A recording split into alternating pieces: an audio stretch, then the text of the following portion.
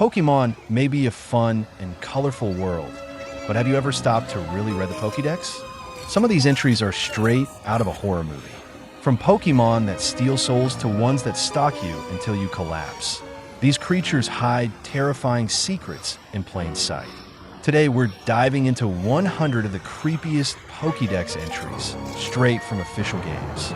Get ready, because after this, you might never look at some Pokemon the same way again. Let's start with one of the most unsettling ones. This is Mimikyu's entry from Pokemon Sun. Its actual appearance is unknown. A scholar who saw what was under its rag was overwhelmed by terror and died from the shock. So Mimikyu just wants to be loved. It even disguises itself as Pikachu to get attention. But here's the catch. If you ever see what's underneath that rag, you die on the spot from sheer terror. Not injured, not cursed, just dead. Whatever's hiding under there isn't just ugly or unsettling. It's so incomprehensibly horrifying that a trained scholar took one peek and immediately ceased to exist. Maybe, just maybe, we should leave that rag right where it is. Moving on, let's talk about Drifloon's entry from Pokemon Moon. Stories go that it grabs the hands of small children and drags them away to the afterlife. It dislikes heavy children. Let's break this down. Drifloon, this cute little balloon Pokemon, is actually a soul-stealing horror that preys on children. If you're light enough, congratulations, you're getting kidnapped and spirited away to who knows where. But if you're too heavy, Drifloon just gives up and floats off in disappointment. That's beyond messed up. Imagine a ghostly balloon trying to abduct you, only to struggle for a second and then go, never mind. Guess the smartest survival tactic in the Pokemon world is to carry a backpack full of rocks at all times. Next up is Yamask's entry from Pokemon Black. Each of them carries a mask that used to be its face when it was human. Sometimes they look at it and cry. So let's get this straight. Yamask isn't just a ghost-type Pokemon. It's the literal soul of a dead person, transformed against its will and forced to carry its own face from when it was alive. Not a memento, not a symbolic representation. Its actual, literal face. And sometimes, all it can do is stare at it and weep, remembering the life it lost. That's not just spooky. That's full-blown existential horror. Imagine waking up one day as something completely unrecognizable, knowing you can never return to who you were. Yamask doesn't just haunt the world, it haunts itself. Now, let's look at Chandelure's entry from Pokemon White. Being consumed in Chandelure's flame burns up the spirit, leaving the body behind. So you don't just die when Chandelure gets you. Your soul gets incinerated. Not stolen, not trapped in the afterlife. Completely erased from existence, while your empty body just collapses like a discarded puppet. No second chances, no ghost wandering the world, just pure oblivion. That's not just spooky, that's a whole new level of nope. If you ever see a Chandelure floating toward you, forget running. Just start praying it's not hungry. Here's one that'll make you uneasy. Shedinja's entry from Pokemon Ruby. Shedinja's body doesn't move, not even a twitch. A closer look at its back will reveal that there's a gaping hole there. It is said that anyone peering into the hole has their spirit stolen. So let me get this straight. Shedinja is just a lifeless husk, floating in the air, never moving.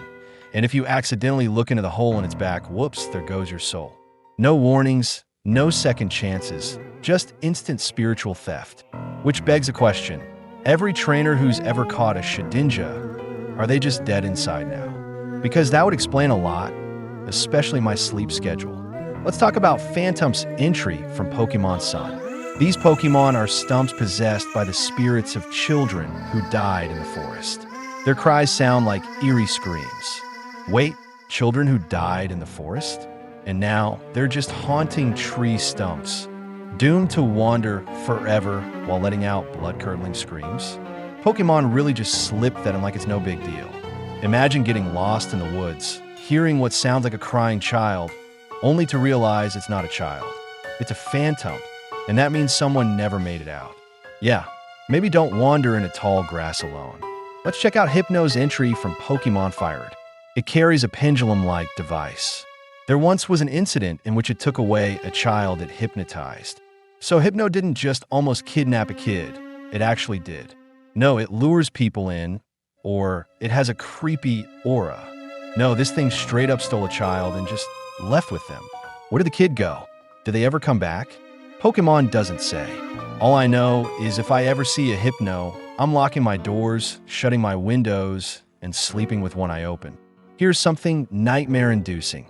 Palisand's entry from Pokemon Moon. Buried beneath the castle are masses of dried-up bones from those whose vitality it has drained. So, Palos Sand isn't just a haunted sandcastle. It's a predatory sandcastle that literally sucks the life out of people and then just buries their bones underneath itself. Meaning every time you see one on the beach, you might be standing on a graveyard. Who's writing these Pokédex entries? And more importantly, why are we letting children playing near this thing? Let's switch to Jellicent's entry from Pokemon Black. The fate of the ships and crew that wander into Jellicent's habitat. All sunken, all lost, all vanished. So Jellicent isn't just a big, spooky jellyfish. It's a full-blown sea monster that obliterates entire ships without a trace. We're talking crews, cargo, vessels gone. No wreckage, no survivors, just ocean silence. And somehow, nobody's questioning it. Ships go missing in the same spot over and over. And everyone's just like, must have been the waves. Nah, the ocean was already terrifying, but now it's haunted. Let's talk about Cofagrigus' entry from Pokemon Black. People who approach Cofagrigus are swallowed and turned into mummies. They like to eat gold nuggets. Cofagrigus isn't just a haunted sarcophagus. It's a predatory sarcophagus that devours people alive and then just spits them back out as mummies. That's not just ghostly, that's some full-on horror movie nightmare fuel. And as if that wasn't weird enough, it also snacks on gold nuggets. So it's basically a cursed, ancient treasure chest that eats intruders and gold alike. Yeah, this thing is beyond cursed. Moving on to Malamar's entry from Pokemon Y. It wields the most compelling hypnotic powers of any Pokemon, and it forces others to do whatever it wants. So Malamar isn't just hypnotic. It has the strongest mind control abilities of any Pokemon. Meaning, if it wants you to do something, you're doing it. No resistance, no free will, just total submission. Imagine locking eyes with this thing, and suddenly your body isn't yours anymore. 1 second, you're fine. The next, you're robbing a bank, handing over your life savings, or worse, and you won't even know why. Yeah, no thanks. Speaking of hypnosis, let's check out Masharna's entry from Pokemon Black. The dream mist coming from its forehead changes into many different colors, depending on the dream that was eaten. So let's get this straight. Masharna doesn't just see your dreams, it eats them. That means every time you doze off near one, it's silently sifting through your subconscious like a dream connoisseur, picking out the most flavorful thoughts to snack on. Good dreams? Stolen. Nightmares? Well, maybe those are the spicy ones. And here's the real question. What happens to you after your dreams are taken? Do you just wake up feeling empty? Drained? Do you even remember what you were dreaming about? Or does it just vanish, lost forever in the depths of Masharna's mist? Honestly, I'd rather keep my nightmares. At least then, I know they're mine. Next is Houndoom's entry from Pokemon Gold. If you're burned by the flames it shoots from its mouth, the pain will never go away. So Houndoom doesn't just burn you, it curses you with eternal agony. This isn't your average fire-type scorch mark. This is hellfire, searing into your very soul, making sure you feel the pain forever. No healing, no relief, just permanent suffering.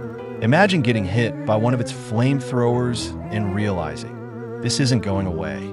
Ever.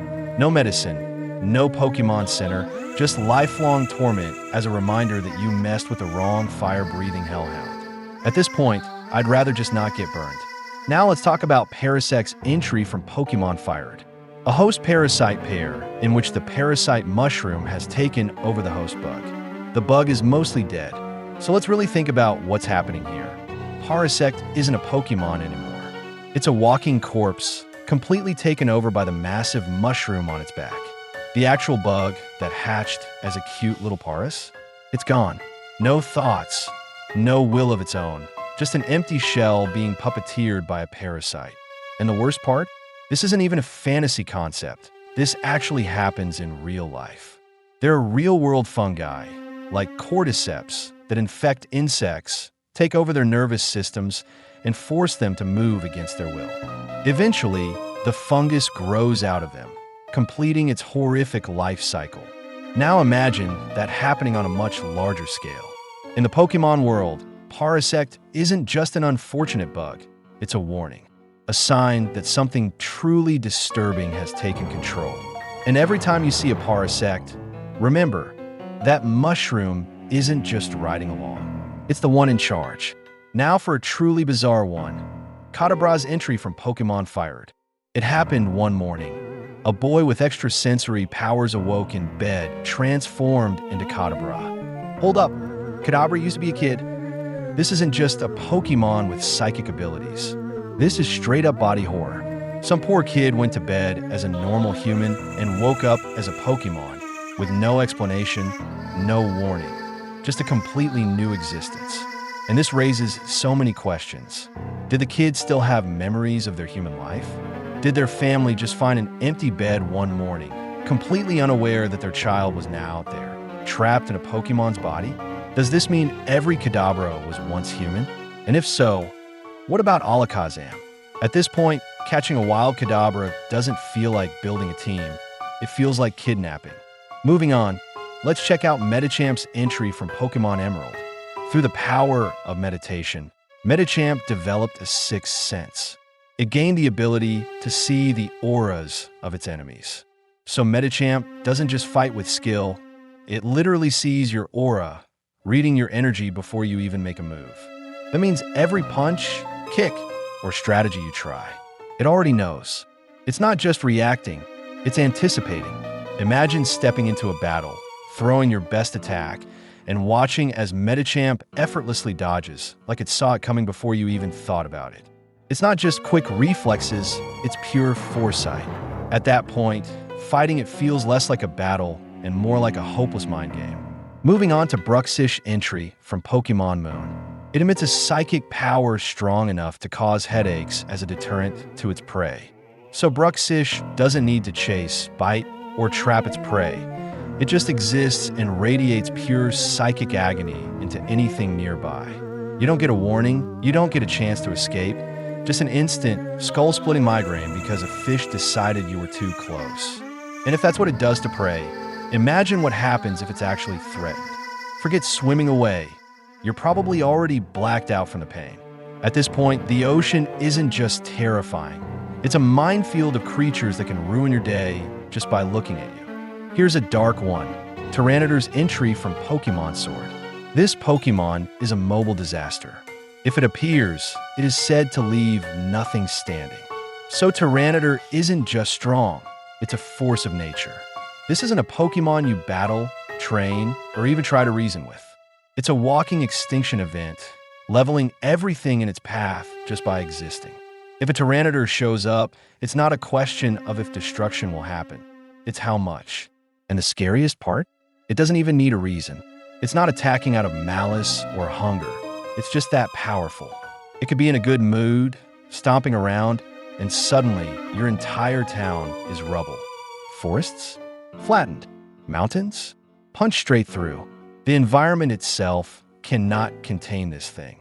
So if you ever hear the ground shaking and look up to see a Tyranitar approaching, there's no escape. Just make peace with whatever deity you believe in, because nothing is stopping it. Let's check out Salazzle's entry from Pokemon Ultra Sun. It punishes Salandit that can't bring it food with a fierce slap of its flame-spewing tail. Salazzle isn't just a predator, it's a dictator. It rules over a harem of devoted Salandit, forcing them to hunt and gather food for it. And if they fail, no second chances, no sympathy, just a blistering hot slap from its flame-spewing tail as punishment. And yet, the Salandit keep obeying. They know they're disposable. They know they're being used, but they stay anyway, hopelessly devoted to their queen. Why?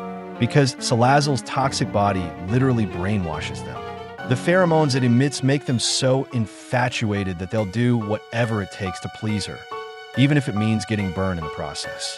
It's not just dominance, it's manipulation. Salazzle has perfected the ultimate toxic relationship. If you're not useful, you get burned. And the worst part, you'll probably thank her for it. If you've made it this far and you're enjoying the video, why not drop a like and hit that subscribe button? It really helps small channels like this grow and keeps the content coming. All right, let's keep going. Next, we have Honage's entry from Pokemon X. If anyone dares to grab its hilt, it wraps a blue cloth around that person's arm and drains the person's life energy completely. So Honage isn't just a ghostly sword, it's a straight-up death trap. The second you grab its hilt, it doesn't become your weapon, you become its victim. That blue cloth? Not for decoration. It's there to bind you, drain you, and leave you as nothing but an empty husk. And the worst part? Honage wants to be picked up. It just sits there, looking all cool, waiting for some poor fool to think, hey, free sword, only to realize, too late, that they've just made their last mistake. This is why you don't mess with cursed objects. If a sword is floating in midair, just walk away. Here's something unsettling. Spiritome's entry from Pokemon Platinum. A Pokemon that was formed by 108 spirits. It is bound to a fissure in an odd keystone. So Spiritome isn't just a ghost. It's 108 ghosts, all crammed into a single cursed existence. That's not just possession. That's a full-blown supernatural prison. And considering it had to be sealed away in a keystone, you have to wonder, what did these spirits do to deserve this? Were they criminals, vengeful souls, or something even worse? Whatever the case, someone thought they were too dangerous to roam free. And now, centuries later, some random trainer comes along, breaks the seal, and thinks, yeah, I'll put this on my team. I don't know about you, but if a Pokemon's lore starts with had to be imprisoned, I'm not letting it anywhere near me. Maybe that keystone was there for a reason. Time for a classic. Haunter's entry from Pokemon Silver. Its tongue is made of gas. If licked, its victim starts shaking constantly until death eventually comes. So all this time, we thought Haunter was just a mischievous prankster, sneaking up and licking people for laughs, but nope. Turns out, it's not playing at all. That ghostly tongue, it's pure toxic gas. And if it so much as brushes against you, your fate is sealed. The worst part? There's no cure, no antidote, no way to fight it off. You just start shaking uncontrollably, knowing that death is creeping closer with every passing second. Imagine that. You're perfectly fine. Then Haunter licks you, and all you can do is wait. At this point, running into a Haunter isn't just a spooky encounter, it's a death sentence. Now here's another one that'll make you shiver. Glalie entry from Pokemon Omega Ruby. It can instantly freeze moisture in the atmosphere. A 100-degree shift happens instantly, freezing the target into immobility. So Glalie isn't just making it a little chilly, it's dropping the temperature by 100 degrees in an instant. That means if it decides you're a threat, or just in its way, you're not just cold, you're completely frozen solid before you can even react. And let's be real, what happens after you're frozen? Because Glalie isn't exactly known for its mercy. Best case scenario, you're stuck in a solid block of ice, helpless until someone finds you. Worst case, you shatter. Ice types may not always get the respect they deserve in battle, but in the wild, they're absolute nightmares. Now on a Sandygast entry from Pokemon Moon. Born from a sand mound playfully built by a child, this Pokemon embodies the grudges of the departed. Remember Palos Sand? The haunted sandcastle that drains people's life force and buries their bones beneath it?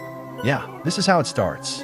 Sandygast is step one, a small, cursed mound of sand fueled by pure resentment, waiting for an unsuspecting victim to come too close. And if you grab that little shovel sticking out of its head, game over. It takes control of your body, forcing you to pile up more sand, building it bigger and stronger. And once it evolves into Palos Sand, there's no escape. You're just another set of bones buried beneath the castle. So yeah, next time you're at the beach, maybe think twice before building a sandcastle. You never know if you're about to accidentally create a soul-devouring nightmare. let's talk about Pumpkaboo's entry from Pokemon Shield.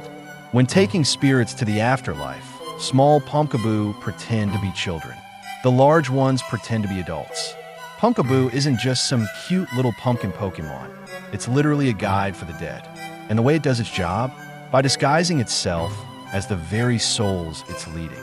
The small ones act like lost children, the big ones act like wandering adults, and all the while, they're quietly ushering spirits into the afterlife. But here's the unsettling part. What happens if a living person mistakes them for actual lost souls? Imagine walking through a foggy field at night and seeing a small figure ahead. You call out, thinking it's a child, only for it to turn around with glowing eyes and float silently into the darkness. At that point, you better hope you're not next on Pumpkaboo's list. Next up, Delmai's entry for Pokemon Sun. The soul of seaweed adrift in the waves became reborn as this Pokemon. It maintains itself with new infusions of detritus and seaweed. So Delmai's isn't just another ghost type. It's a literal haunted pile of ocean junk. A wandering soul latches on a seaweed, shipwreck scraps, whatever it can find. And somehow, that becomes a Pokemon. And the weirdest part? It has no actual body. The giant anchor and ship's wheel? Not part of it. Those are just things it's possessing. Meaning if it ever lets go, it could just attach itself to something else. A bigger anchor, a sunken battleship, maybe even a whole ghost ship? Honestly, the Pokemon world is terrifying enough without the haunted ocean trash coming to life. Moving on to Sablei's entry from Pokemon Ruby. It digs up gems to eat. When it is in a pitch-black cave, its eyes shine with a sinister glow. So you're walking through a dark cave, your flashlight flickering, when suddenly, you see two glowing eyes staring at you from the shadows. You freeze. You don't hear anything. You don't see anything else. Just the eyes. Watching. Waiting. Sableye isn't just some harmless cave dweller. It's a creepy little goblin that thrives in total darkness. And the fact that it eats gemstones? That means it's been lurking down there for centuries, silently digging through the rocks, waiting for something or someone to stumble in. At that point, you have two options. Turn around and leave, or hope those glowing eyes don't get any closer. Now, let's check out Litwick's entry from Pokemon Black. While shining a light and pretending to be a guide, it leeches off the life force of any who follow it. This isn't just any ghost-type trick. This is beyond ruthless. Litwick doesn't chase you. It doesn't attack you. Instead, it pretends to help, acting like a friendly little lantern, leading you through the darkness, while secretly draining your life away with every step. And the worst part? You never even realize it's happening. You just feel yourself getting weaker and weaker, until eventually, there's nothing left. And if you somehow manage to survive long enough, congratulations. You might just get to meet Chandelure, who will finish the job by incinerating your very soul. Litwick doesn't just steal life, it manipulates you into handing it over willingly. And that's what makes it truly terrifying. Now, let's keep this nightmare train rolling with Lampent's entry from Pokemon Black 2. The spirits it absorbs fuel its baleful fire. It hangs around hospitals waiting for people to pass on. So after Litwick lures in unsuspecting victims and drains their life force, Lampent takes it a step further. This thing doesn't just feed on random people in the wild. It actively waits for death. It lurks outside hospitals, silently floating through the halls, patiently waiting for someone's final moments so it can steal their soul the second they pass. That's not just creepy, it's calculated. Lampent knows where to find dying souls, and it preys on them at their weakest. It doesn't attack. It doesn't hunt. It just waits. At this point, we're way past just spooky territory. This is straight-up Grim Reaper behavior. And considering that Chandelure incinerates spirits completely, what happens to all the souls Lampent collects? Are they just fuel? Do they ever move on? Or are they forever trapped in its flickering flame? One thing's for sure. If you ever see a Lampent floating nearby, someone's time is up. So after Lampent patiently waits for souls to steal, what happens when a spirit doesn't just pass on, but refuses to? That's where Banette comes in.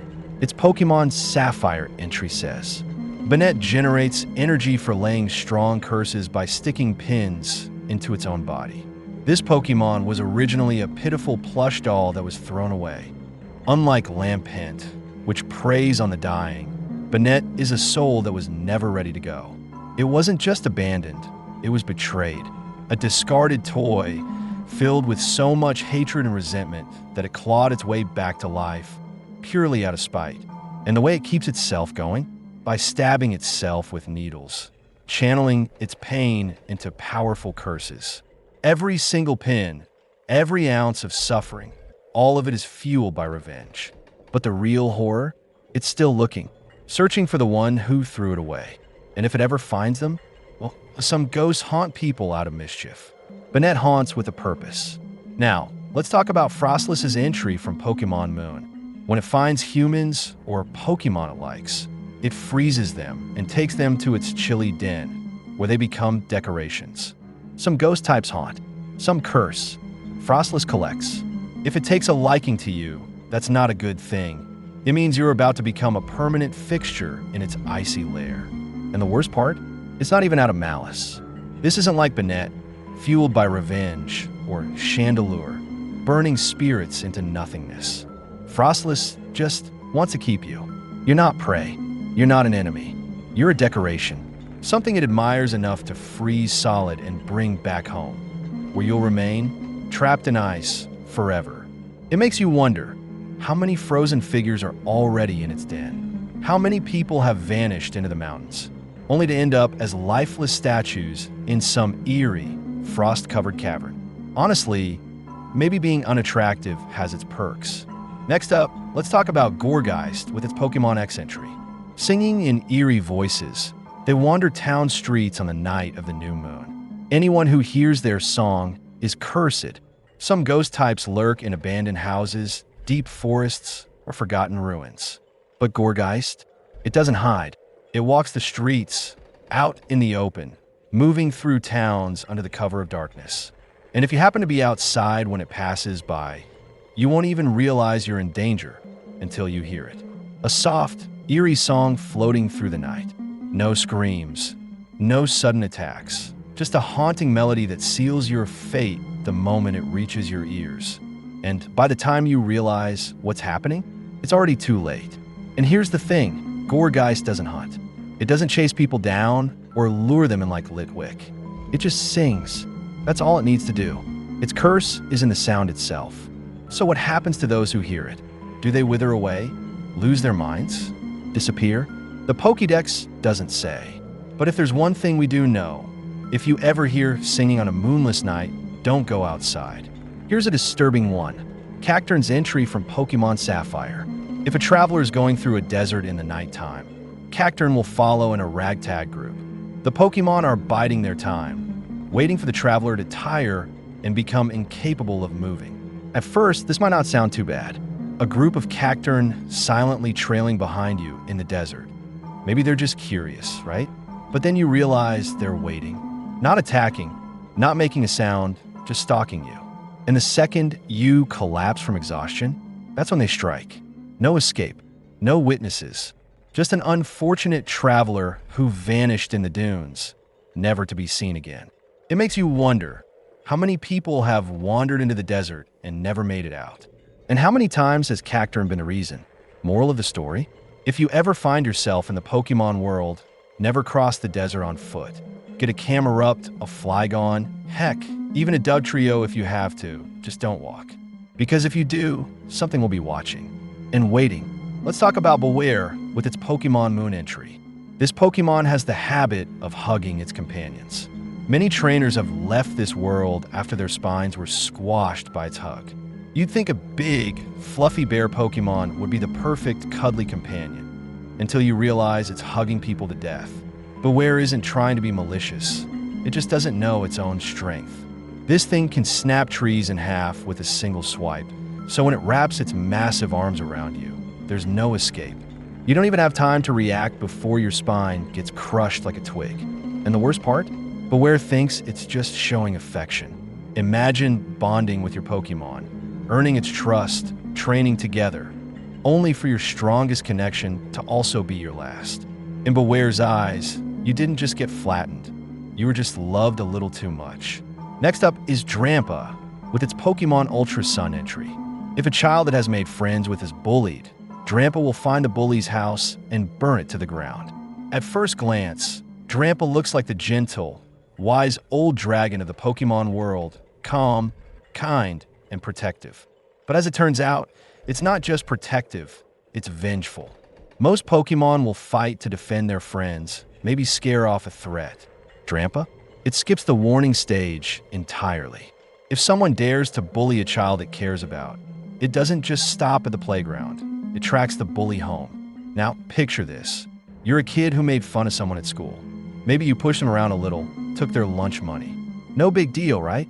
But then, that night, you hear a deep, rumbling growl outside. You look out your window, and Drampa is staring right at you. Before you even have time to react, your house is engulfed in flames. Drampa's fury isn't just immediate, it's absolute. It doesn't just punish the bully, it destroys everything they have. And the scariest part? Drampa doesn't seem to think twice about it. In its mind, this is just justice. Here's Heatmer's entry from Pokemon Shield. Using their very hot, flame-covered tongues, they burn through Durant's steel bodies and consume their insides. This isn't just hunting, this is torture. Most Pokemon finish off their prey quickly. Heatmor?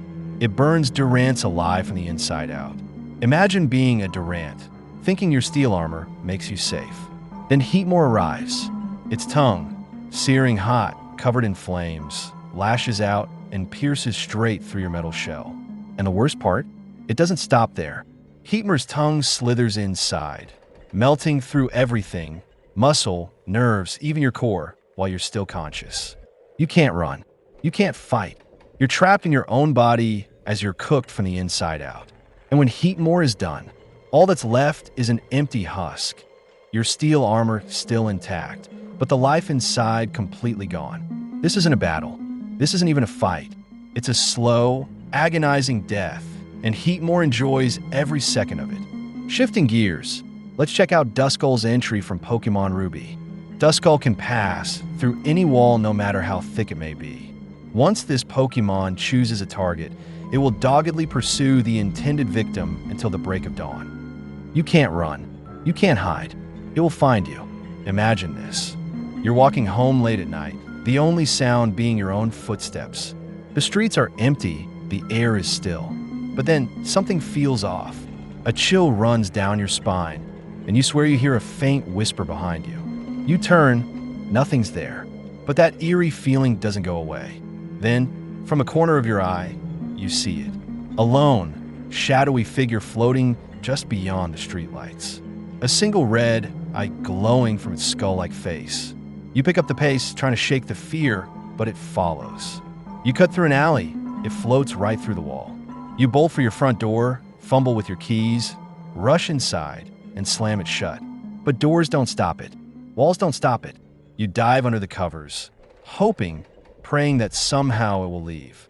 But Duskull doesn't give up. It watches. It waits. Because once it chooses a target, it never stops hunting. At least, not until sunrise. Now, let's take a look at Gengar's entry from Pokemon Moon. It apparently wishes for a traveling companion. Since it was once human itself, it tries to create one by taking the lives of other humans. Wait, Gengar was a human too? That alone is disturbing enough. But the fact that it's so desperate for companionship that it kills people just to make a new friend, that's beyond chilling. Imagine walking home alone at night, the streetlights flickering as the shadows stretch around you.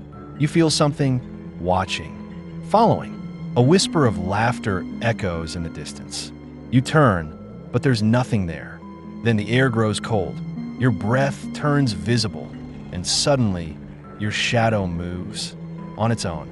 Before you even have time to react, it lunges forward, merging with the darkness around you.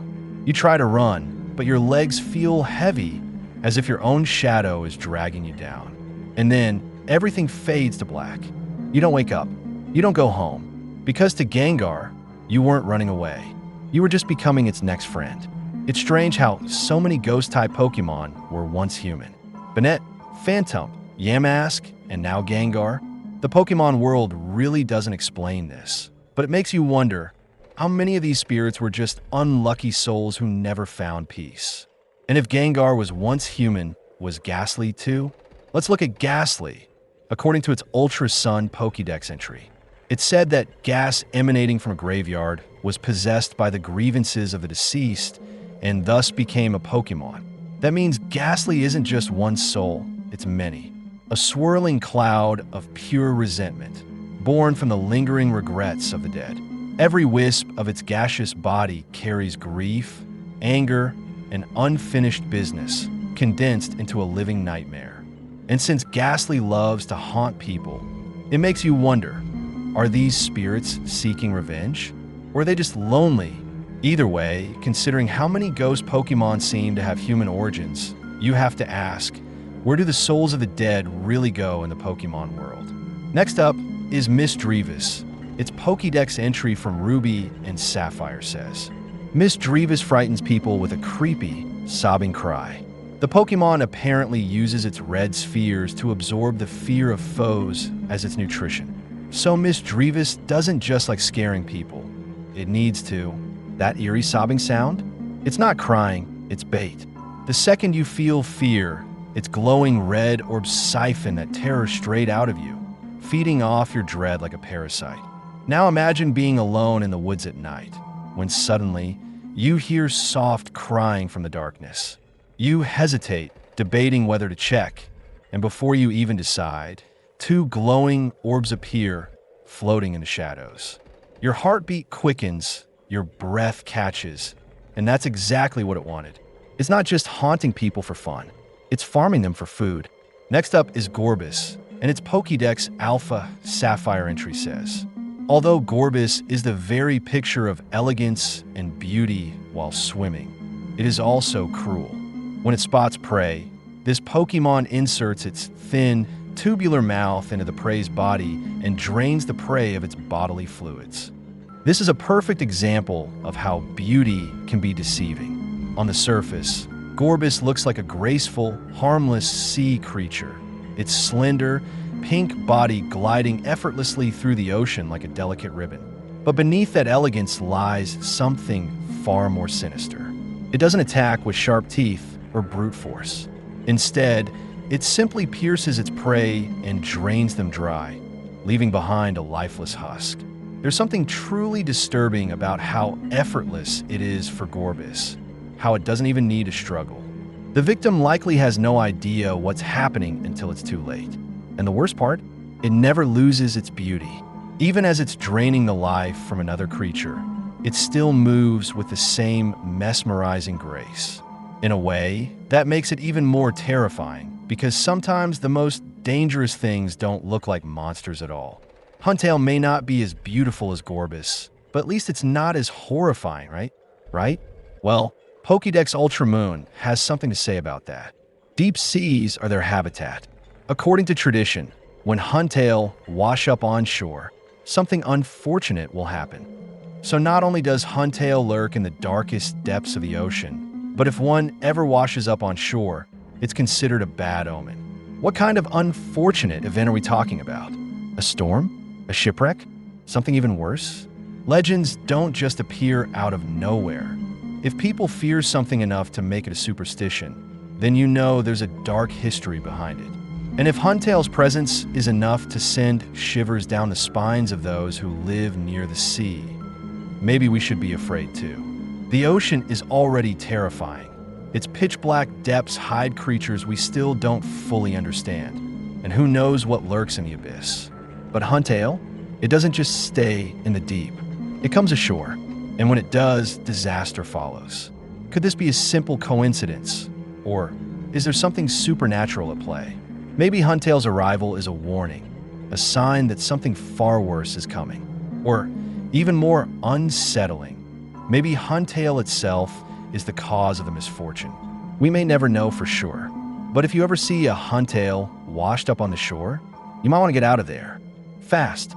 Vespiquen is already terrifying as a queen bee Pokemon, but its Pokédex legends. Arceus entry takes things to a whole new level. commands its subjects to build its hive. It will dispatch any interlopers who dare sneak into its nest and use them as nourishment for itself. So not only does Vespiquen rule over a colony of Combi, but if anything or anyone dares to intrude, it doesn't just chase them off. It feeds on them. Think about that for a second. Most hive-based Pokemon, like Beedrill, just aggressively defend their territory.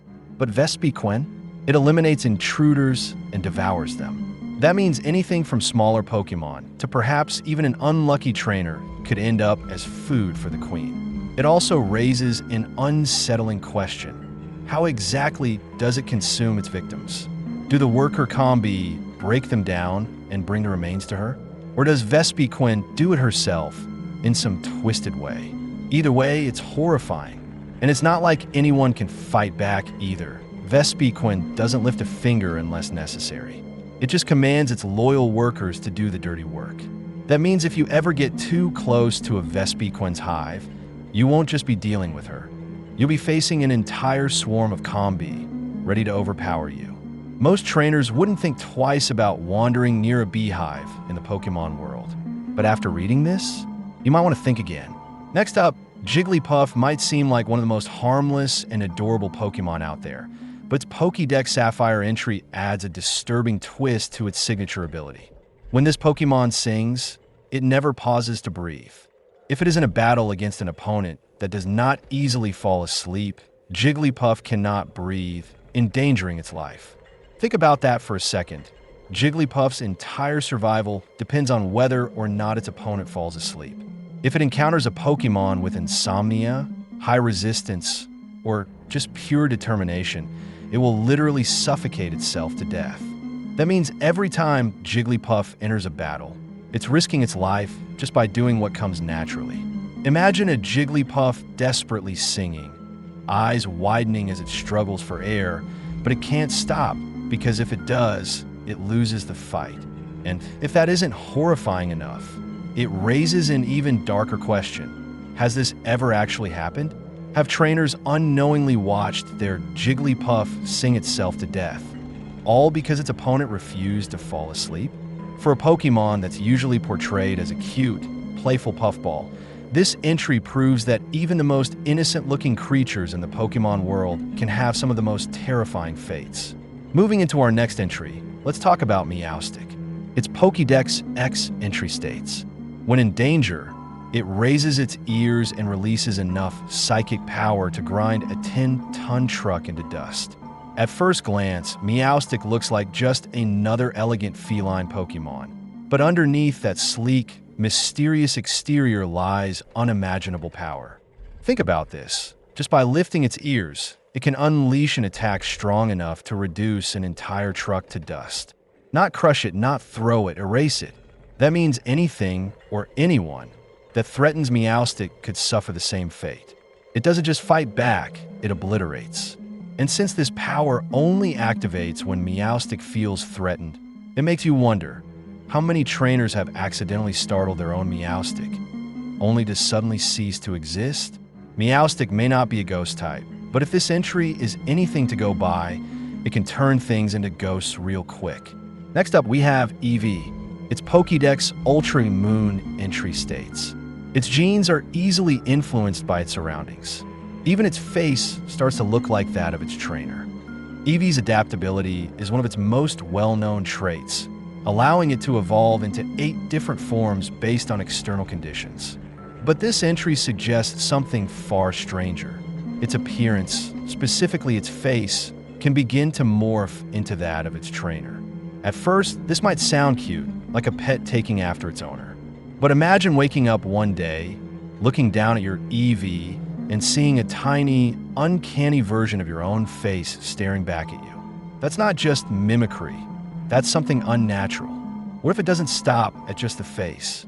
If Eevee's genes can be shaped by its environment, could it eventually start thinking like its trainer? Acting like them? Becoming them?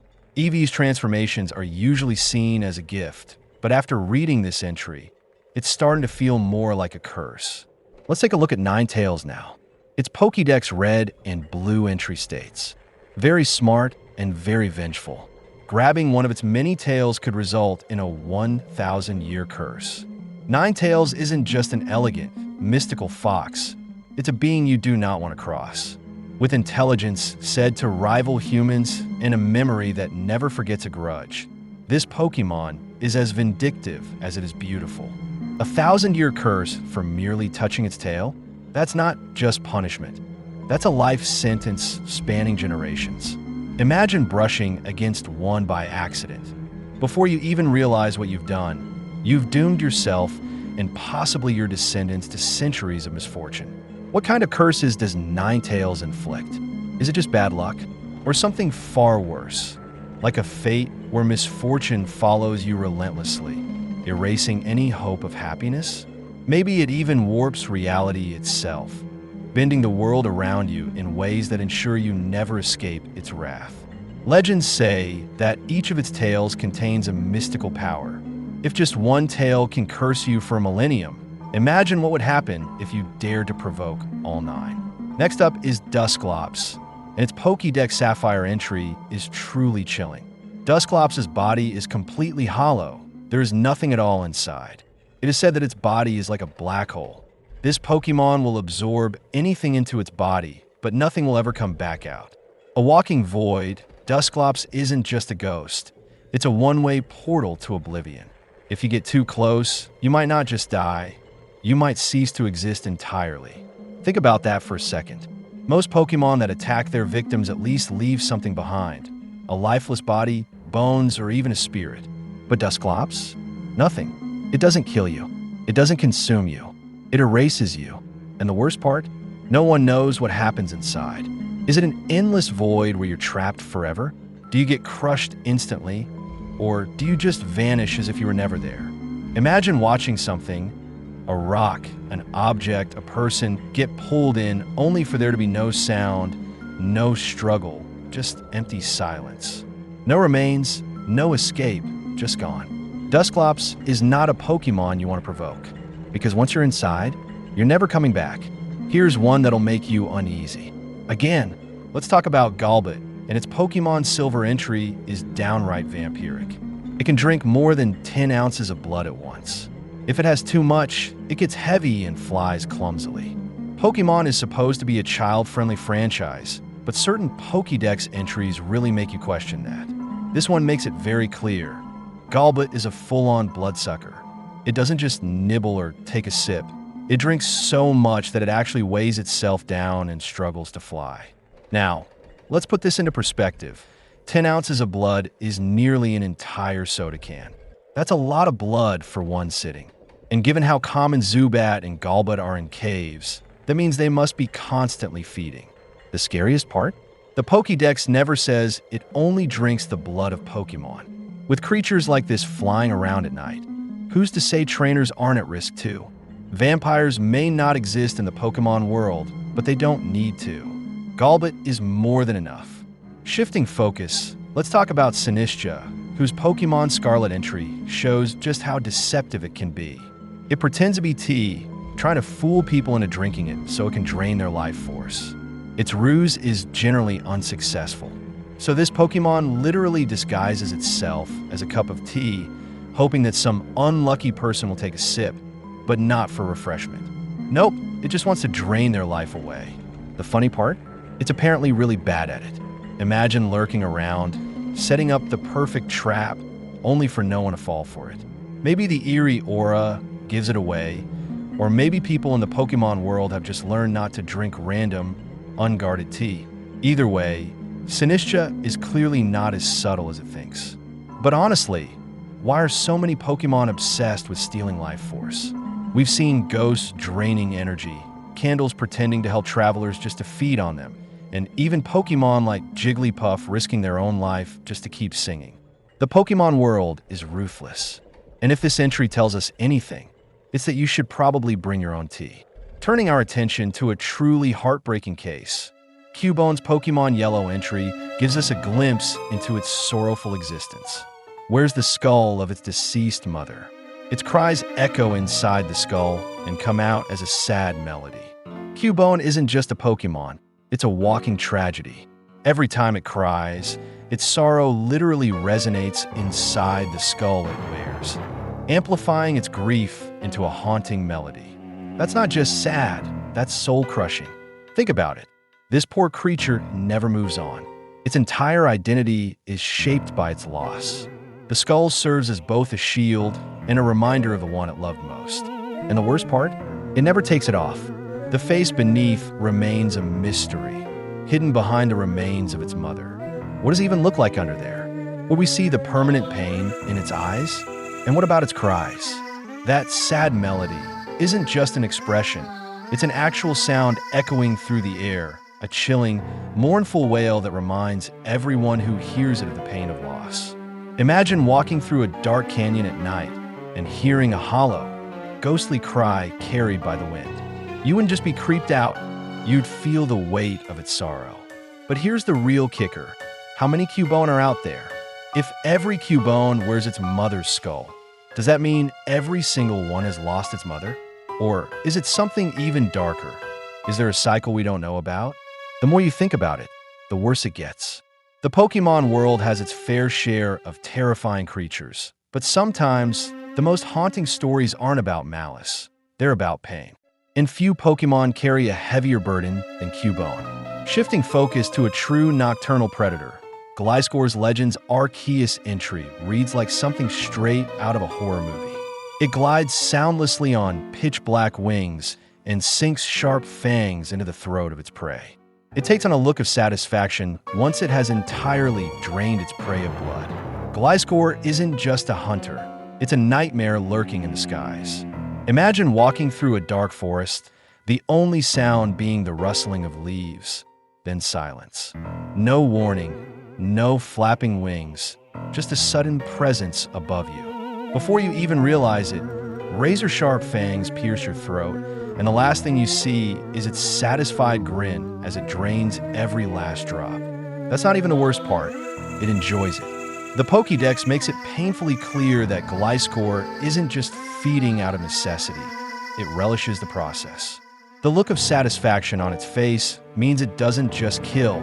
It takes pleasure in draining its victims dry. And let's not forget how it moves. Most predators make noise, footsteps, rustling, maybe even a growl. But Gliscor? It's pure silence. It glides on pitch-black wings, blending into the night, making it impossible to detect before it strikes. By the time you realize it's there, it's already too late. The more we go through these Pokédex entries, the clearer it becomes. There are some Pokemon you just don't want to meet in the wild. And if you ever find yourself in the dark with a sudden, eerie silence overhead, run. Now let's take a look at Hatchram's entry from Pokemon Violet. The moment this Pokemon finds someone who's emitting strong emotions, it will pummel them senseless with its braids to silence them. Imagine this. You're walking through a crowded area, maybe a party, maybe a busy street. The noise, the chatter, the chaos, it's overwhelming. You try to push through the crowd, but something doesn't feel right. You feel watched, not just with eyes, but something deeper. The air feels heavy, thick with an unease you can't shake. Then you catch a glimpse of it, just a flash at the edge of your vision. A figure with long, flowing braids. You blink, it's gone. You keep walking, but that feeling only intensifies. Your heart races, and the crowd seems to grow louder, more chaotic. You look again, there it is standing in the corner of your eye, just out of reach. Its braids sway, almost as if they're alive, reaching, sensing. Suddenly, you feel it. The pressure in your chest, the frustration, the anxiety bubbling up inside. Hatchram is attuned to your emotions. It knows. It senses your turmoil. And then, without warning, it strikes. Its braids lash out like whips, hitting you hard, over and over, until your thoughts are drowned out. You try to scream, but no sound comes out. You try to push it away, but it's relentless. Each swing silences your every emotion, until all that remains is a numbing, overwhelming stillness. But it doesn't stop there. Once Hatchram senses your emotions are under control, it disappears as quietly as it came, leaving you dazed, confused, and shaken. You'll never know when it's watching. And when you feel your emotions running wild, you might start to wonder if Hatchram is nearby, waiting to silence you again. Next up is very scary. Sliggoo's entry in Pokemon Sun states that it has trouble drawing a line between friends and food. It will calmly try to melt and eat even those it gets along well with. Sliggoo's innocent, friendly appearance hides a dark and unsettling truth. Despite its gentle nature and its gooey, friendly demeanor, it has a disturbing tendency to treat those it cares about the same way it treats food. Sliggoo lacks any real boundaries when it comes to hunger. If it becomes too hungry, it will move calmly and slowly, its body slick and gelatinous, in search of its next meal. It doesn't matter who or what it's interacting with. If it's hungry, it will attempt to melt and absorb whatever it can. Even its closest companions aren't safe from its insatiable appetite. Sliggoo's emotions are unpredictable, and when it becomes fixated on satisfying its hunger, it won't hesitate to treat those around it as mere sustenance. Next up, let's delve into Dusknoir's Pokédex entry from Pokemon Sword. With a mouth on its belly, Dusknoir swallows its target whole. The soul is the only thing eaten. Dusknoir disgorges the body before departing. Dusknoir's existence is one driven by forces beyond its control. The description paints it in an incredibly unsettling light. It doesn't hunt for food, nor does it hunt for revenge. What it seeks are the souls of the living, swallowed whole in a terrifying, soul-stealing ritual that leaves nothing but an empty, lifeless body behind. Dusknoir's mouth on its belly is no ordinary feature. It's a gateway for the spirits of the deceased, a portal that devours souls at the bidding of the spirit world. It doesn't have the will to choose its victims or to stop once it started. This Pokemon is compelled to fulfill its duty, stealing away the very essence of life from the living. The body is left behind, discarded like an old shell, but the soul is never seen again. The most harrowing part? Dusknoir is nothing more than a puppet for the spirit world. Its own will subjugate it to the call of the souls it's meant to claim. It doesn't care if it's your friend or a stranger. It will calmly and methodically carry out its task, as if it has no choice in the matter. Once its mission is complete, Dusknoir disgorges the body, leaving it lifeless and empty, with no memory of the encounter. There's no malice, no personal vendetta, just the chilling reality that Dusknoir is a vessel, fulfilling a grim duty to harvest souls, without ever having a say in the matter. For it, this is just the price it pays to serve the spirit world. The bodies it leaves behind may seem like nothing more than an accident, but for those who encounter it, they will never know that their soul has been taken, lost forever. Next up, let's explore Drifblim's entries from Pokemon Sword and Pokemon Shield. Some say this Pokemon is a collection of souls burdened with regrets, silently drifting through the dusk. It grabs people and Pokemon and carries them off somewhere. Where do they go? Nobody knows. Drifblim is a Pokemon that embodies a haunting existence. According to its Pokédex entry in Pokemon Sword, Drifblim is not just a solitary entity. It is in fact a collection of souls, each burdened with regret and silently drifting through the twilight. It floats aimlessly on the wind, never settling, constantly searching for something it may never find.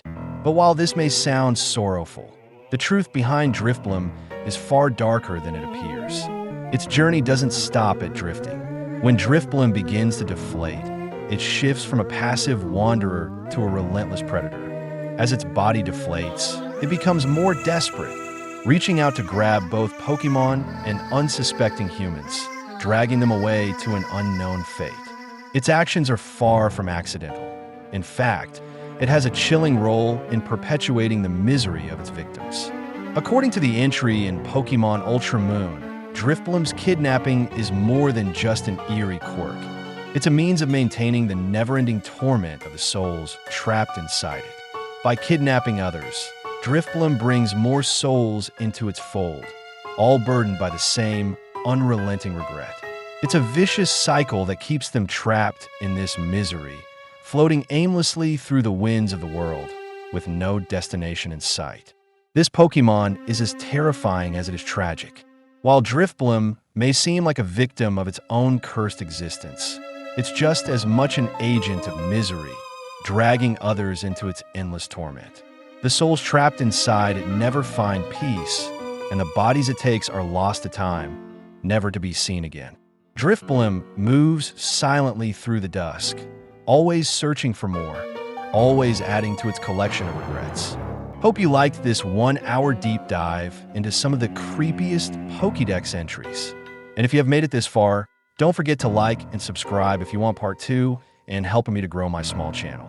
Until next time,